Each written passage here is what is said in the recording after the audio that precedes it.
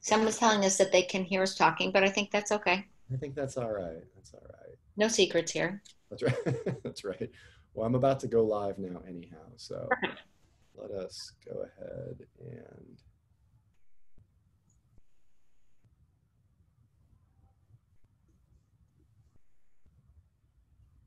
all right. I'll kick off. Well, all right. So on behalf of ACG Los Angeles, good afternoon and welcome. Today, we're going to hear from Dr. Joanne Weidhass, Head of Translational Research, Department of Therapeutic Radiology, and Professor at the David Geffen School of Medicine at UCLA, and the founder and chairperson of MiraDx, a molecular genetics company that has recently focused on the COVID-19 pandemic to produce just under 10% of the testing kits being deployed across California. Today, Dr. Weidhass will discuss MiraDx and why ramping up COVID-19 testing on a national level is so challenging, testing limitations at public hospitals and clinics, large reference labs and private labs, some considerations for safe back-to-work strategies, and a number of other timely topics. Dr. Weidhass, thanks for joining ACG Los Angeles this afternoon. It sounds like we've got a lot of terrific content to cover, so let's get started. Great. Thanks so much for the opportunity to speak to everyone. So we'll keep this fairly informal. I'll definitely leave some time at the end for questions. But just to hopefully catch some of those questions, kind of go over our thoughts and experiences so far in this pandemic. So as mentioned, actually by training, I'm a cancer doctor, radiation oncologist. I've done a lot of work in genetics, and I have a molecular diagnostics lab built on a lot of my genetic cancer-associated research, which we have extended into, managing and predicting side effects from new immune therapies, so somewhat related to immune responses. But about 8 weeks ago, we realized that we were very well poised to do testing for COVID-19. And what makes you poised to do that? We're the right type of lab, which is a certain certification, but we really had the right expertise and technology and capabilities to do that. And I have to say, we knew if we're going to do it, that we needed to do it on large scale because the demands and needs are huge. So we really, did a incredible, focused, all hands-on, massive effort to pull it off. So we actually are up and smoothly running with a capacity right now about 3,000 tests a day. We've quickly surpassed really what's been done at the nearby hospitals, some of my favorite, including UCLA. And we are doing a large component of what's being done in California. But I don't want to, I'm not trying to toot our horn or anything. I don't want to not point out that it's actually incredibly hard to get up mass testing. It was insanely painful and difficult. And it's not so much the science, but to make any lab process work, it's super complicated. You get 3,000 samples from patients. How do you get them in? How do you get them streamlined? How do you get them reported out? And there are existing even large labs. It's not very streamlined. So we really focus on making this as seamless as possible. So we could do this in high capacity, but we're really pushing the envelope in how we could do it. Anyway, so and what everyone hears is like, some people say, oh, we'll have endless testing, 5 million tests a day momentarily. And it's so far from the reality. And it's because the reality is quite hard to do. It's a complicated testing process, just so people have a sense. We get a specimen, which we use a certain type of collection in the lab. You then have to incubate it. You have to isolate out the virus from that. You have to, which is a good 6-hour process. You need to then amplify the virus so you can see it. You need to interpret it. And so it's a good, from beginning to end, a 24-hour process. And we do, 400 samples in a batch, but it's a complicated thing. So we do about, 4 to 6 runs on a machine that does that every day. So I'm just going to talk about, I think I've touched on the challenges. So that's very challenging. And it's PCR-based testing, which is the most sensitive test. We basically are looking in a sample from you, is there virus in it? And if there's virus in it, you have COVID-19, you're infected. You might feel fine. You might, have had it, but have felt well for a while. But if you are making virus, you can get someone else sick. And that's important. And a couple other important things. I think there's some really important things to understand about COVID-19, just to dispel some myths, which I don't think are out there. And it's hard to pick through, the information out there. My sense is it isn't that COVID-19 is a magical, super different virus. It's just something none of us have seen before. It's a new strain. So if you are exposed to it, you're very likely going to get it. Your immune system won't protect you because it's different enough from anything else we've seen. So it's like a new cold. There's a million versions of colds, and that's why we keep getting colds, because it's a different strain we've never seen. There's a couple big problems with COVID-19. One, besides that we've never seen it, so everyone's going to get it if they're exposed to it. The second is that you can actually, the highest, most contagious you are is before you're symptomatic. So 3 to 5 days before you feel sick, you're shedding a whole lot of virus. So normally if you see someone, they look sick, you're like, you keep a distance. But if people look normal and healthy and fine, you don't know to do that, and they don't know to protect you. So that's the second problem. We haven't seen it. People are contagious before they know it. I would say the third problem is that some people are very mildly symptomatic. So they're really not feeling sick at all, and they're still making a lot of virus, and that's variable. But the flip side of that is there's a subset of us, and I could be you and it could be me, that if you get it, something bad's going to happen. And it doesn't mean you're weak and you wouldn't know it. And it doesn't mean you're old or immunocompromised. They're people, it's really their immune system does too much. It's called a cytokine storm. And that is what leads to people actually dying of COVID. So there's no way looking at anybody if you know if they're going to be that person that has a horrible response. That's another big problem. So then the final problem is that people, the guidelines now are 3 days after you don't have a fever, you can go out. COVID seems to linger for a long time. So people that were positive, we find some of them, a small percentage, still are shedding virus in a month. That's a really long time, and they haven't had a fever for 2 weeks. So they're out there mixing with regular people again. And so clearance testing's super important. So those are the things. So it's not a magical virus that travels 10 miles and lives for 10 years and will get everyone sick.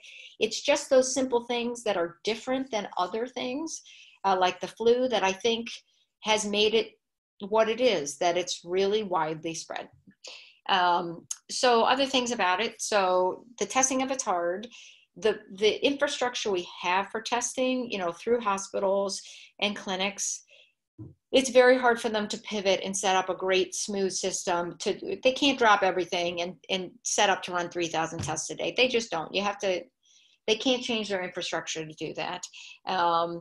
Large reference labs are running thousands of other tests, and they're not very nimble either, right? And they have kind of antiquated intake systems where it's all paper requisitions. I mean, you can't do that for 3,000 tests even a day. You need a staff of 100 people. So, there's been an effort for private labs to do this. And we're one of those private labs. But it's been pretty overwhelming, as I said. And it just a race. So, to get that, we just put all the money we had into doing this, because honestly, people may have said, wow, that was a bad financial decision. We're just kind of consummate do-gooders, and we felt we had to do it, and I think we'll be fine. But, so, the lack of coordination or other things in the testing, what's going on, people can speak to this. There's talk that the federal government was going to do it. They tried to streamline it a little bit, albeit a little bit late, by the FDA saying, okay, private labs, please get involved. This is the path. CDC has primers that are approved. So they did some of the legwork to say, this is if you set it up, use this system. If you use the system, the FDA will grant you quick approval. That was helpful. I mean, you didn't have to recreate the wheel. Still was a lot of work, but it seems that a lot of it's moved down to the states. So the states are kind of in charge, right, of solving the problems. And in California, as you know, there's talk of trying to, encouraging testing and having open facilities. Everyone can get tested. I'll tell you, our testing partners after that announcement were like, holy moly, did they want to check with us? How are we going to suddenly test everyone in LA? Like, there's already lines for miles. Nobody has the bandwidth to do that. But, it was kind of jumped the gun as far as having testing capacity, but they're trying. So that's kind of a state mandated county and city decision to try to move it forward. And I do think LA's probably ahead of the curve in trying to make testing available as much as possible. So which has been good in that for us, it certainly allowed us to have access to try to test a lot of people and help them. So a couple other things I want to touch on is that there's a couple types of tests. I mentioned PCR testing. It's really the gold standard. We're checking you. Do you have a virus in your saliva, in your throat swab? And if you do, you are contagious.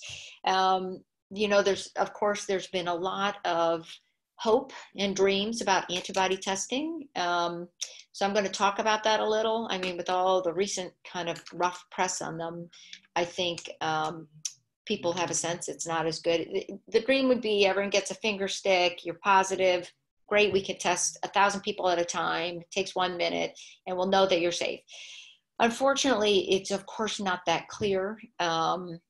Because you can have, first off, getting a good antibody test that is only testing for this specific virus, that's a huge challenge. Those are coming along. But coronaviruses, which COVID is, we have other colds from coronaviruses. So if you have an antibody to a different one, it means absolutely nothing for this one. As we know, you're still going to get infected because we haven't seen this one. That's improving. The second big challenge with antibodies, so antibodies just tell you that your body has seen it and your immune system recognizes it. That's what they're testing for. But the other problem is just because you've seen it doesn't mean you're done with it. So if we have a positive antibody test, you may still have lots of virus. Like you have it doesn't mean you're done with the virus yet. So you really always need to have that PCR viral test. And of course, there's a lot of hope to move some of these testings to people where you hand them and they know right away, that they have it or not. And I think that was more promising for antibody testing, but we're not there yet. And again, there's the shortcomings of what you can learn from antibody testing. Someday the combination will be meaningful if you're negative for a PCR viral test and you have a good, strong antibody response. When that is quantitated, which they don't really know how much is enough, maybe that means you're truly immune. And I think that should be tested. Everyone's hopeful that will be the case. That's generally the case for other infections. If you have antibodies and you're clear, hopefully you don't get it the next time around. But unfortunately, we don't know that yet. We probably will over the next 6 months. So, what I was hoping to talk to you all about today was the thoughts for back to work. We started out with, we just need people to know so they can stop getting other people sick, but we can't have a frozen economy forever. And it's obviously horrible for people at every level to have no work and be unable to go out. So we've thought a lot about what a good path would be. Obviously talked to a lot of thought leaders in the space about how it might work. And there's many different aspects of it. Of course, one part is as a company owner, I'll tell you, we test our staff every week here, partly because, not that I have a huge staff, 10 to 20 people. I don't have 2,000 people, but because they're out, they come and go to work and we want to make sure they're safe and they're not sick themselves. And then they don't get everyone else here sick. And we've had 2 people actually get COVID along the way, not at this company, but out and about. And then they don't come until they're cleared, which is best for everyone. So that's an important safety thing. And I'll tell you, we feel safe here. We don't wear masks in this lab because we know we're all clean. So it's like the safest place you could be in LA is this lab right now. So I think that's really important for your staff and making them feel like this is a good place. I trust that my employees I feel safe here. I want to be here at work because it's a clean, safe place. People have a lot of fear, rightfully so, I think, about COVID. So I think that's an important aspect for back to work. Other things to consider are productivity. I mean, as people have bigger companies, over this next 6 months to a year, on average, people will get a cold or flu-like symptoms 3 to 4 times a year.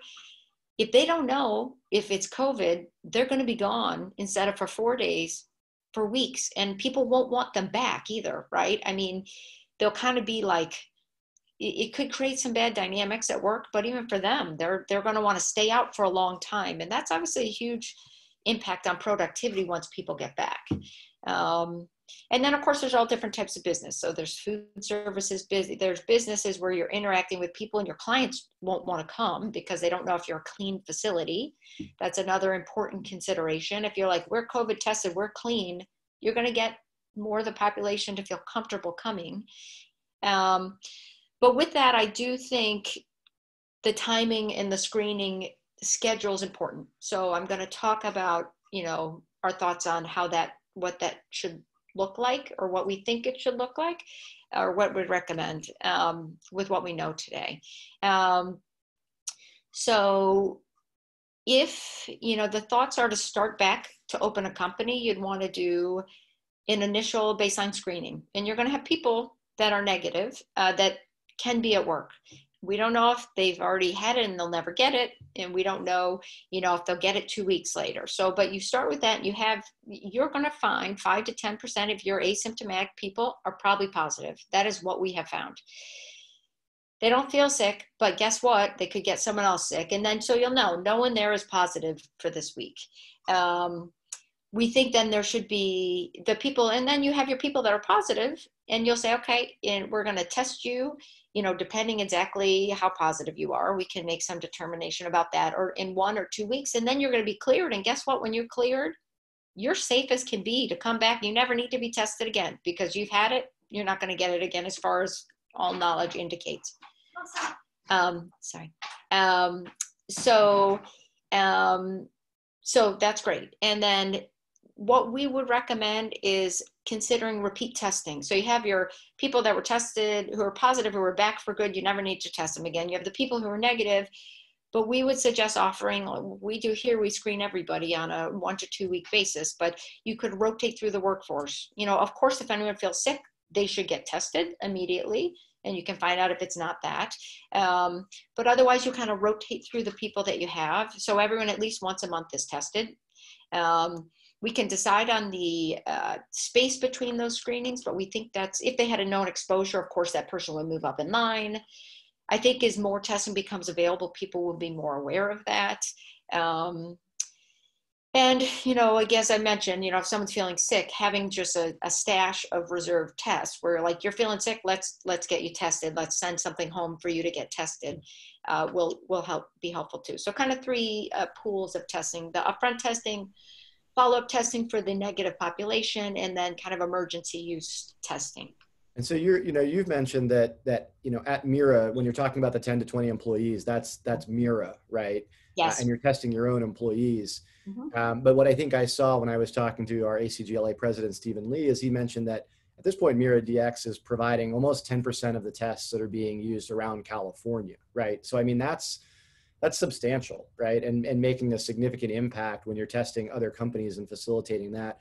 How do you tier who receives those tests? How are those being allocated as you talk about sort of different sectors or different workers?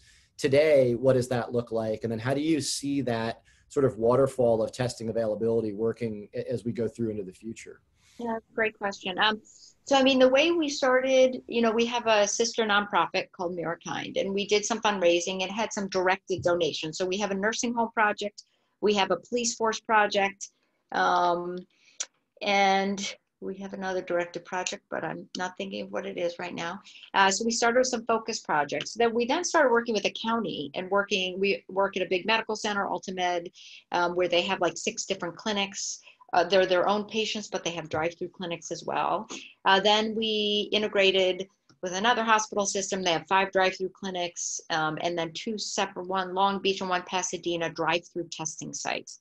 These have been through the county, and they're kind of open. So the county is our client. We give them tests. We return testing results to them. We're just beginning and have our first company that we work with. So in our midst of 3,000 tests that come in, they have 150 here, 150 there. They're a processing plant. So they need to know, because they'll shut the plant, and their workers were starting to refuse to come to work because they were scared. So we prioritize them. They come in, within 48 hours, we give them results so they know if they're closing the plant. And I'll tell you, 10% of the workers were positive, who felt fine, which is what we'd expect. So now they're cleaning it. everyone that's negative is coming back and they're feeling a whole lot safer. And then those people that are positive will have repeat testing. And so we're doing that across several other sites across Southern California. We have to focus kind of on essential workforce, but people that have to be out there. But the truth is, we all have to be out there, right? Businesses need to get back to work. So, prioritizing that is our next important phase. And what I envision, and we're also, I have to tell you, starting to work with schools. And we have lots of comments, but I could read them, but that will distract. So I'm going to keep talking for a moment. So we're starting to work with some colleges and trying to get some schools back to school. And our plan with them, which is what I envision with businesses, are our capacity, as I mentioned, will within the next 2 weeks likely be doubling. We're bringing in 2 other large pieces of equipment, which are scheduled to arrive next week. So we'll be at 8,000 tests a day. But we'd say people book your time, right? For colleges, they have a schedule. We're coming back. Book your 2,500 students. Book these 2 days. This will be your delivery day. We'll deliver the kits ahead. You'll be set up. Know that you come that day. You'll be first in line that day, and we'll only take capacity. So it's going to be kind of a scheduling logistics puzzle, but I think a good one. So it won't be random. We can't just say, okay, here, everyone, take this many tests, send them in whenever y'all want, but it will have to be targeted, planned reentry programs. That's how I'd envision it. And I'm not sure how long the county programs will go on. We want to contribute to LA and try to help. We don't know. Will it go on forever, or will it go on for a month? But because we'll be able to double capacity, we'd still be able to take these back to work programs on it. And I hope we don't have to, at some point we might have to pick and choose. I'd rather not, but we're only one small company. So doing a lot of testing, but we can't completely burn out everybody. So that's a thought. So I'm happy to look at some questions. Well, I think, one of them, and it's come from a couple different people, is I think going back to something that you said a little bit earlier, and so Ron Grace, I think, said it, and it's a couple people. But do I understand you to say that once you test positive for COVID-19, that you are clear and can't get it again? I had read that this was not conclusive and that medical experts weren't sure yet as to the validity of that. And there was a kind of a couple of questions, I think, in that space. Yes, no, I think that's a great question. I believe that if you are truly clear from COVID, that you are unlikely to get it again. Now, like the flu, the virus could mutate, and maybe like the flu, you need a new immunity or a new vaccine every year. But with other coronaviruses, that hasn't really happened. I mean, we've had SARS and we've had MERS, both quite deadly, which were limited and haven't come back, right? It isn't that they changed. It's that, people don't get them anymore, basically. We don't know, but that it would be really unusual. I think some of the cases we saw of reemerging people being sick after they were well is this lingering disease. I mean, I have people, I hate to say it, particularly men, I don't know why, 5 weeks out who are still positive, who will feel a lot better, but then actually have a headache again and just have a really hard time clearing it. So I think they let people out too early, and you can't find anywhere exactly how they determined they were safe to go out. They didn't PCR test them to clear them necessarily. So I suspect that's a bigger question, is really knowing when someone's clear. And I do think you need 2 tests. We've tested that, and we have people negative once, but then there's still a little bit left, and they're 4 days later, they're still positive. So we really do ask for 2 negative tests to be convinced. But it would be unlike most other things if it truly, the same thing could infect you again. I mean, our immune system does something. For most people, it should protect you. It's a valid question, but.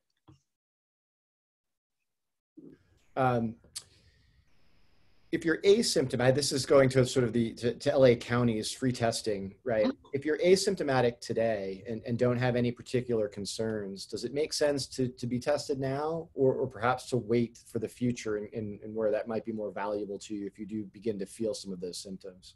I know it's so hard. I mean, I think so if you're planning to open a business where you're going to have people doing something, I think it's important to test everybody, because I'm telling you, some of these people do not know that they're sick. It's mild. They might think it's allergies. it's fleeting, they had a little headache one morning, maybe it was caffeine. We have quite a few people very, very mildly symptomatic. And it's just good because maybe it's not going to be bad for you, but it could be bad for the person working next to you. So, and then you're clear. And once you're clear, you're done. And what we won't know is if some of those, if people out there have already had it, based on the widespread antibody screening, that seems to only be 3 to 5% of people have antibodies. Again, we don't know if that means they're even clear of the infection. They might have been picking up some people infected that's already had antibodies, which can take a month, but we're still infected. Mm-hmm. But yeah, but should you go get in line at these testing sites where there are at least 15% of people really have it? I'm not, but of course I get tested here, but I wouldn't think that was a great plan. Because there are absolutely more COVID sick people there than in the general workplace or at a safer, cleaner place, right? Because they're there because they're sick. So I don't know. I don't encourage everyone to go out. Yeah, although I think it would be great for everybody to know, but I don't know if that's a right route to go. Certainly if you're not feeling symptoms, right? What would be the catalyst to go and expose yourself to that risk profile? Yeah, that makes sense. So, do you perform ELISA testing? Why or why not? Don't you need to know the level of antibody to rule out false positives, and also don't you need to know the level of antibody that the ELISA test affords?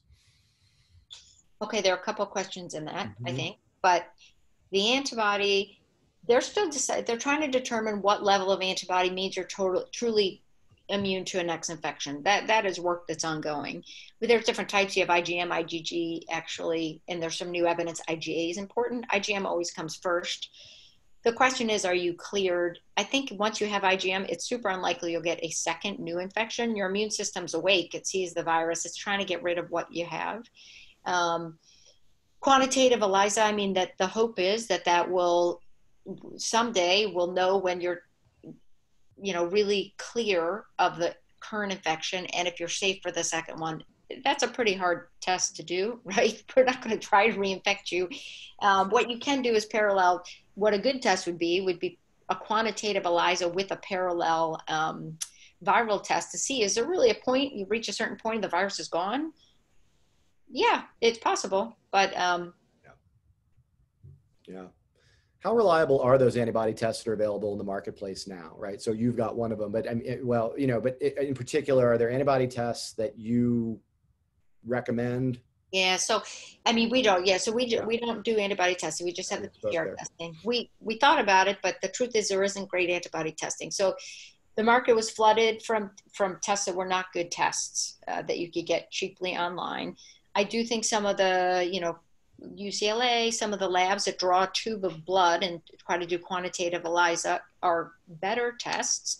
The challenge even with quantity was specificity, making sure, as I said, it was actually seeing this specific coronavirus and not an old one that you had that was a cold.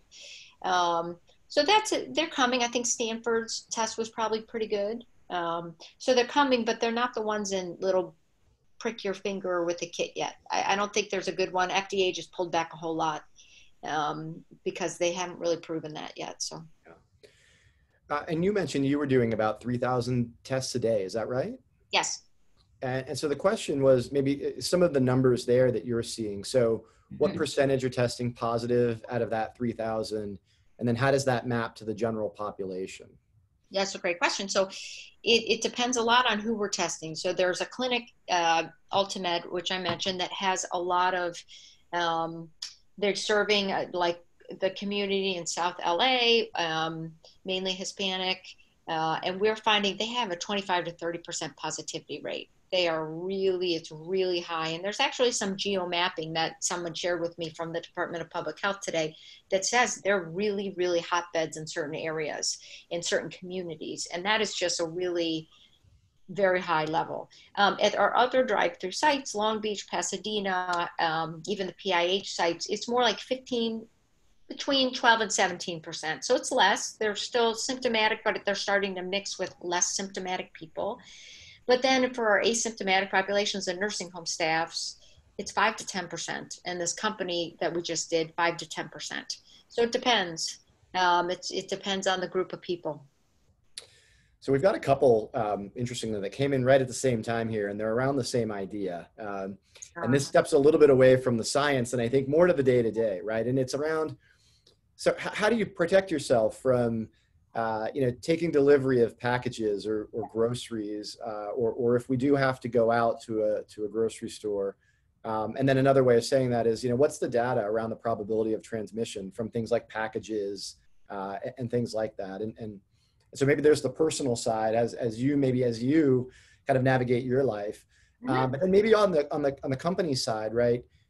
Protocols around sanitizing, packages or equipment and things of that nature. I wonder if you have kind of input or ideas on the personal and the professional there. Sure, I have some thoughts. I mean, I would say what I do whenever I'm outside and I come inside and I've touched a door handle, every time I walk into my lab or my house, I wash my hands with soap and water. And I didn't used to do that, I mean, I would after I saw a patient or did something, but every time I come in from a place that I don't know if it's clean or there's been people out there that might have been sick, I'm really, really conscious to wash my hands with soap and water.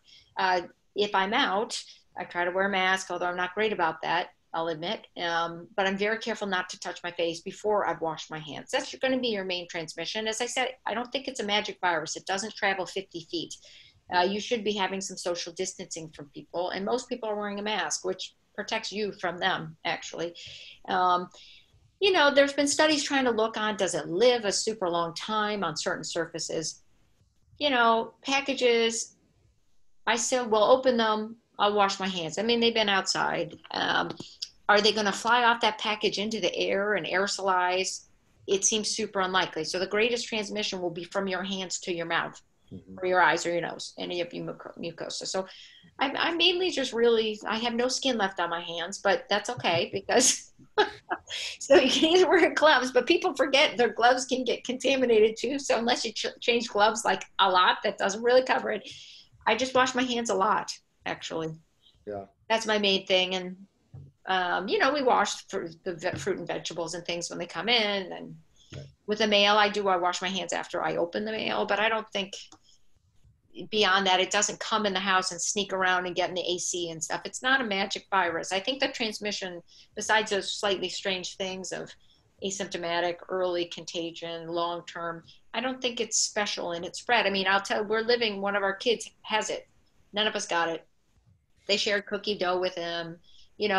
It's not superhuman contagious. I would say that. Mm-hmm. Mm-hmm.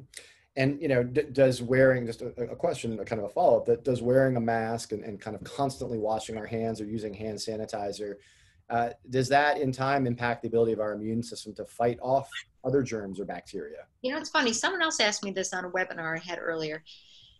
We're adults. We have pretty strong immune systems. Is it that pure that it would affect children's immune systems? I don't think we're going to be doing this for 10 years. God hopes we won't be doing this for 10 years. But I think this is a short-term thing. I don't think so. I mean, I don't think so. We've already, as adults, we've kind of developed most of our immunity to like environmental things. It's kids that should eat dirt, right? You don't have to do that anymore as an adult. So yeah, it's funny. Someone else asked me, there must be some thread out there about that, but I don't think that's something to worry too much about in the short term. Yeah. Oh, someone had a question about viral load and how sick a person becomes. I think it's a combination. So, I mean, an immune suppressed person, the virus can get to a really high level that it's very hard for them to clear it, and then their body's kind of in a vicious cycle. I don't know if there hasn't been a clear correlation with viral load and symptoms or viral load in duration necessarily. I think there's studies to be done. I do think it's more like if you're just a regular healthy person and you're infected, the difference between you and someone that might have a very bad response is probably more just your baseline immune system versus a viral load, like what you do with it. Because really, as I think I mentioned, the people that do poorly, it's their immune system is kind of overshot. Actually, you get the cytokine storm, it's just gone haywire trying to get rid of this virus to the detriment of your body, right? So it's like almost an autoimmune damaging path. And, what we find in our cancer studies is that's genetic. And that's why you hear these weird things like a family, they all died, or like two sisters, they died. It's genetic. It's a genetic predisposition to what your immune system is. We get that from our parents. That's shared. So I strongly believe that's the more likely explanation. How many of us have it? 5 to 10%. 5 to 10% in the United States? Is that kind of? I've only tested California. California, So. okay. But you would say somewhere between 5 and 10% of California. But people that feel okay, I think so. You know, I mean, that will increase, right, as more people are exposed over time, and then you'll be through it, and you know, you can't get it. Like every new virus, whatever, it spreads around until there aren't that many people that haven't seen it anymore. But I think it's probably 5 to 10, maybe 10 to 15%. You have to average in those higher risk populations or where it's more prevalent. Yeah. And then what about an overall sort of mortality number? What do you think that ends up landing at? I think it's a lot lower than we think. I think that the problem is you don't know who's going to have a horrible response, but I think it's lower because I think more people are infected than anyone's realized because we haven't had testing. But the problem is, if I don't know if it's me, I don't want to take that risk, right? You just have no way to know who it's going to be. You know, the majority of deaths are people over 65, but there are quite a lot of people less than that are dying too. Yeah. So that's the challenge. It's kind of Russian roulette. Like, you just don't know how you'll respond to it, basically. So a couple questions about collection. So the first is, can you talk about the different types of collections out there and which is best, sure. Nasal, cheek, throat, perhaps that. And then the second question is, as regards the percentage of false negatives for nasal swabs, and does that come down, has that come down, to what degree? Are there false negatives with the PCR throat swabs? Okay, that's a great question. I think that's really quite important, actually, because by the time you get the sample in the lab, the PCR methods, they're pretty similar across the board. I think the variability in false negatives, which is the concern, is really in collection methods and the differences and like stability in how it's delivered. So nasopharynx is a good test for sure, although it's super painful. No one could do it to themselves because you are really, really pretty much poking yourself in the brain. So it's turned out, studies have shown that this virus, actually the highest levels of virus are in the throat for this virus. It's different than the other coronaviruses, but there's been 2 Nature publications showing the highest level is in the oropharynx, which is the tonsils. That is actually where we swab the throat, the tonsils, basically. We actually tried several different collection places. So we tried the nose, front of the nose, not the nasopharynx. We had started with the throat, and then we did the whole cheek swab thing. The ones that are approved right now by the CDC are nasopharynx, nose, and the throat. Cheek swab is actually not approved. And, you know, there's no reason to, you know, say bad things about that, except we think sensitivity is really important. And as we move the population back, we're not going to be testing incredibly sick people where you could swab like their hand and they'd be positive.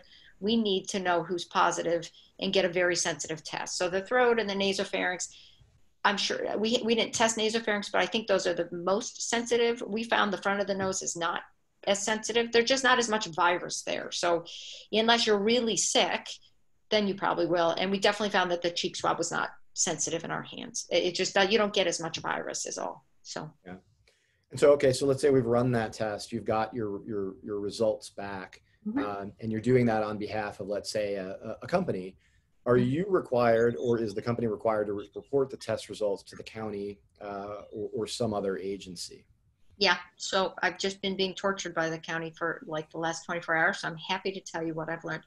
So the ordering, we need, for any lab, we're not the ordering physician, you need someone with a national NPI, which can be a nurse, and then they are responsible for reporting positives to the county and to the state. We do the same thing as the lab. We report that same information to the county and the state. Once we're electronically reporting to the state, they cover it for the whole county.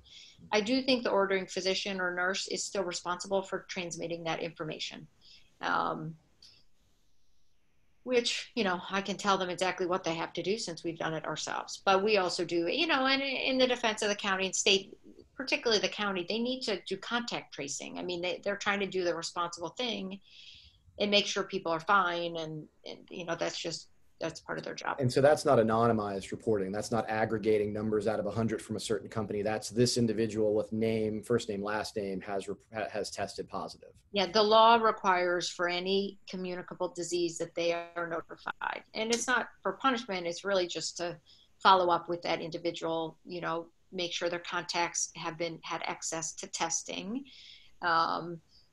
And it's going to be a lot of people now. So yeah, no, it has to be reported. And, there'll be decisions at a company. How do you want things communicated?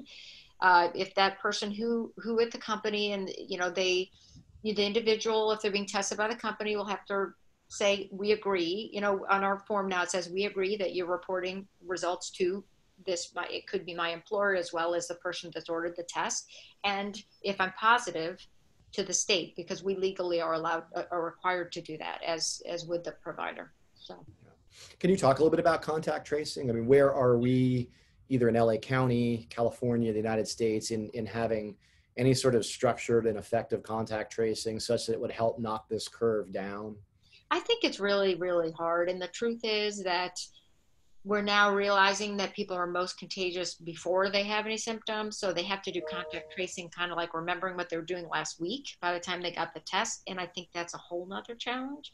I know they're trying, I'm not sure that I don't know if that's going to knock it down. I think getting better testing so people can self-isolate if they're sick, and then they won't get, even before, they might, if we know there's positive before they're symptomatic, that's going to help, right? Because they'll isolate from that point and they'll contaminate that many fewer people.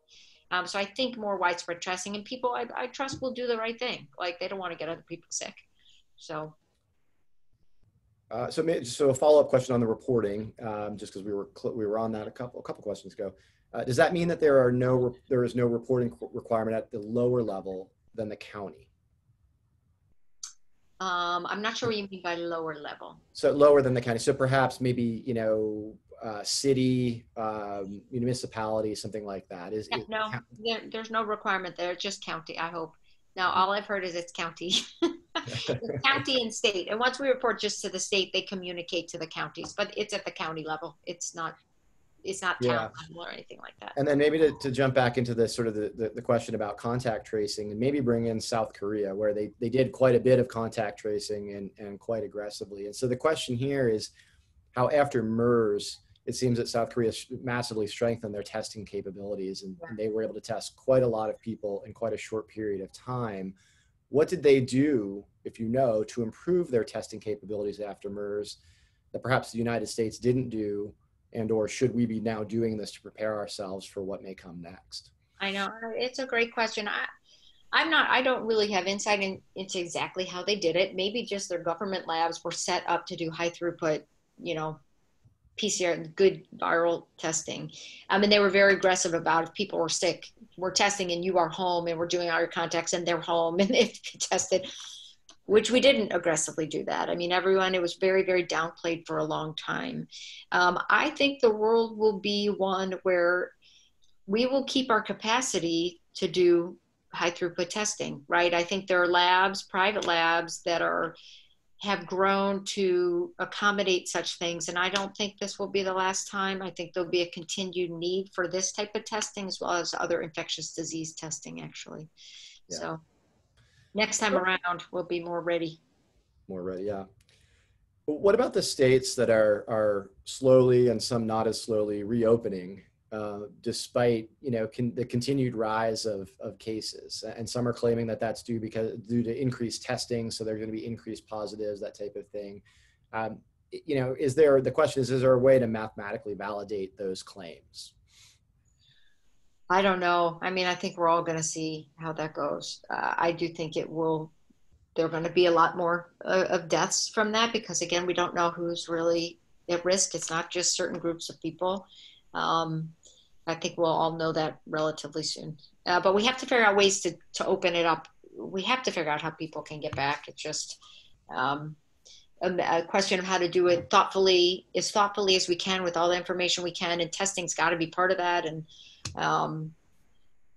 Yeah, and what else? I mean, one of the questions that I haven't asked yet, it came earlier, was just sort of a more open-ended question that, what does the next 6 months look like, right? So, and that's a very general question, and you could take that from the perspective of opening up the economy or getting back to work, but maybe from your perspective as somebody who's producing these tests and is on the medical side or the science side of it, what do you think that looks like?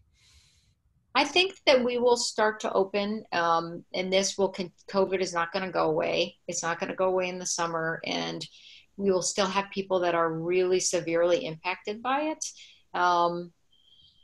And that there'll be outbreaks sometimes in certain areas or certain populations that hadn't had exposure, that have significant side effects. So it will pop up like brush fires. And it depends how thoughtful we are about coming back. And we may have companies or schools who really aggressively approach the testing that will shine brightly, as like, look how good and safe we are over the next 6 months. And other ones that, well, no one else is testing, we're not going to do it, won't. And I think that there'll be consequences, certainly on the business side, for decisions like that. Besides, obviously, big impacts on health, wellness, and life. So those are my thoughts. Yeah. I'll tell you, when we started, I really thought this was like going to be a sprint. And then we realized it's more like a marathon. And now I really think it's a triathlon. I think this is a long-term solution that needs to be thought out and offered and delivered as much as possible. So. You mentioned a little bit earlier how, for whatever reason, men seem to carry this for a longer period of time. One of the questions here is once someone tests positive, once they've tested positive, is there a generally accepted timeline for the virus to exit the body and somebody to return to work? Or is it that it's a case by case because there's so many other variables that impact that? It's a great question. I mean, I think that viral clearance testing is really important. If you catch them early, 2 weeks is okay. In best case scenario, they'll be cleared within 2 weeks, but there are absolutely people that we have 5 weeks out that still have virus. And they just happen to all be men, but our cohort is small. So I can't say that there aren't any women, but even the couples, even if the women in several cases were the ones that were known to be positive that infected the men, their course of infection was shorter. And I don't know why. I mean, there's some suspected biological explanation that it's actually not B cells that make antibodies that T cells that cleared, and women have very different T cell responses than men. And maybe that's why. But I think it is somewhat individual, and that gets sorted out. I would love to do it in combination with other genetics, that we figure out who is it that takes so long. Because if you knew, you say, let's come back in a month. I mean, you're going to be sick for a month. There's no point. Versus, oh, you're probably going to be clear in a week. This is great. So that makes sense. So another question is, as with MiraDx, as you've begun to do more testing on behalf of companies, any feedback on sort of best practices, maybe good or, best practices, good or not, as to how companies are implementing testing programs? Are there, at the top line, are there a few things that you've seen that tend to be common amongst those that are doing it well? Yeah, so I would say, we're just getting this company program started. So the critical things are clear communication, like, this is a day we're testing, here are our samples. So, not bringing 5 samples in and putting them in the pile of 3,000 samples and hoping that those will get to the front of the line. So some of it is just streamlining the process. This is our plan. We're doing it this day because we want to close to clean if we have positives on Sunday and have everyone back on Monday. Okay, this is the plan. So just communications and coordination, I think, is important. I'm sure communications to the employees is super important. Like, this is why we're doing this. We want people to feel safe here. Don't feel bad if you have it. It's so much better that and then you'll be back and we know you're safe. So I think presentation internally is a really important thing. I'll tell you, no one's been resistant to be tested here. Everyone feels really good about it. They feel like we're protecting them. And we are, and there's no bad feelings towards someone if they're positive, because we know they're clear by the time they come back. So everyone's like, so I think just education and communication, there's a lot of fear and misunderstandings, I would say. So I think that that's part of it, and that can be kind of integrated. This is the information on the testing, why we're doing it. We're creating some materials for companies to share. This is our plan. We're doing it because we care about you, we care about our customers, and we want to get this right. So that makes sense. Well, we've got about 10 minutes, and so we've taken a bit more of this. I wasn't planning on jumping in, but there were so many questions. I think it was, I think that's been valuable. But with about 10 minutes left, or maybe a little bit less than that, are there any other things that you have that you'd like to share? I'm talked out. I'm happy to answer any more directed questions. There's a couple good ones here. If you're testing your company, how about the staff that comes in? And I have to say, even here, when we have someone coming in installing a machine and is here for the day, we offer to test them, right? Or I think that's reasonable, because you can, if someone's spending a day or a good chunk of time, that's important and supportive for them. I mean, people are willing to be tested. They'd rather know. And there was a question about how in Hong Kong they only had 4 fatalities. Right. I think it's possible, because I do think there's a genetic basis which varies across ethnicities for severity of disease. I mean, they've seen that in the US with certain minority populations having much more severe disease. Herd immunity is another question. How do we get to herd immunity? I mean, I was reading about that the other day. It's where most of the population has had it, so it's not going to spread as much, where at least 50% has had it. I think we will eventually get there. We may get a vaccine before that. I don't know how long it's going to take. I do think, as I said, that it's more widespread than people realize, being in 10% at least of people right now. And that sort of migrates over to a different question, which is a survey recently received by one of our members from a SoCal theme park about thoughts, feelings, reactions as to whether we would be okay being tested as we enter. So do you think sort of the China-esque, Asia-esque widespread testing outside of workplaces or attractions, theme parks, stadiums, is that something we're going to have to see? It would be wonderful. I would say the real challenge is the speed of good testing. So if you're using antibody testing, we're nowhere near, as I mentioned, quality testing that quickly, or knowing if that testing doesn't mean you still are loaded with virus and super contagious. So if IgG might mean it's good, but might mean it's bad, it's impossible to interpret that right now. And then the PCR testing, it just takes some time. In the best case, it could be 24 hours with a huge capacity lab, but it's not an hour. The Abbott thing was a little quicker, but you can basically do 4 an hour. So you're not going to do it, all the people going to Walt Disney World. I mean, you need, if you had 1 million machines maybe. So that's the challenge. That's a challenge, that approach. Would it be just testing for fever then? Would it just be a quick to see if you have a temperature? If you do, you're not entering, but is that effective? Is that I have to say, they do it every time I walk into UCLA and I throw my hands up. I'm like, no, I had a PCR test yesterday. It's the stupidest thing you could do is measure my temperature. It's by the time someone has a temperature, if they have COVID, they've been contagious for a week. Yeah. So it's just useless. So sorry, I'll get off my soapbox. But no, I think that was both the answer and the emotion made clear where you are there. I think it's such a stupid thing, and it makes me so mad. I walk into my hospital and they do that on everyone. I'm like, I try not to berate the people. They're following their instructions, but it is so useless to do that test. That's funny. Well, we have a couple more. So Marwan asks, is there a way to group a number of samples and test them at one time to reduce the number of tests in case the group sample comes back with a negative? Well, we tested that. We said we have a positive sample, let's dilute it. So add the same quantity. We could dilute it down to 3 or 4.